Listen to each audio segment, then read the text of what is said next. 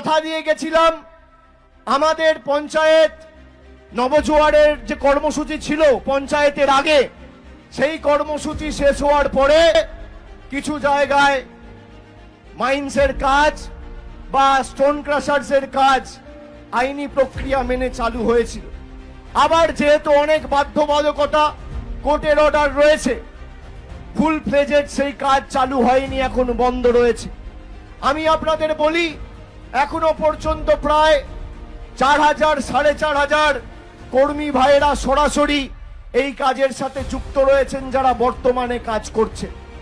আর পুরো যদি সব ক্রাশার ফাংশনাল হয়ে যায় বা অপারেশনাল হয়ে যায়, তাহলে প্রায় 25,000 লোক কাজ পাবে।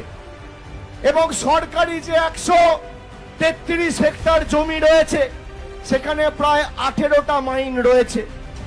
এই 18টা মাইনের কাজ যদি শুরু হয় আইনি প্রক্রিয়া মেনে সম্পূর্ণ হয়ে, তাহলে কমপক্ষে 25,000 লোক কর্মসংস্থানের বাড়তি সুযোগ পাবে আগামী দিনে। আমি গত 2 মাস ধরে এর উপর কাজ করেছি।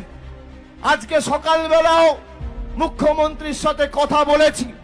মুখ্যমন্ত্রীর দপ্তর থেকে সরকারি বিভিন্ন বিভাগ, সংশ্লিষ্ট দপ্তর, আধিকারিকদের নির্দেশ দেওয়া হয়েছে যে পুরো প্রসেস রিভিউ করে আগামী 2 মাসের মধ্যে মার্চের 31 তারিখের আগে সব কাজ চালু করে বাড়তি 25,000 লোকের কর্মসংস্থানের ব্যবস্থা করতে হবে।